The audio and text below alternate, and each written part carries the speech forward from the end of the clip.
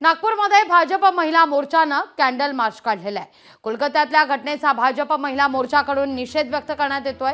देवेंद्र फडणवीसांच्या पत्नी अमृता फडणवीस देखील या कॅन्डल मार्चमध्ये सहभागी झालेल्या होत्या।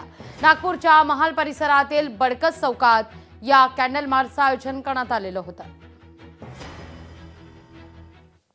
भाजप महिला मोर्चा नागपूर यांनी ही कॅन्डल मार्च काढलेली आहे। मी त्यात सहभागी आहे आणि ज्या प्रकारे त्या मेडिकल इंटर्न मुलीला तिचा बलात्कार करून तिचा खून केला गेला वेस्ट बेंगॉल कलकत्तामध्ये, हे खूपच भयानक असं पूर्ण झालेलं आहे।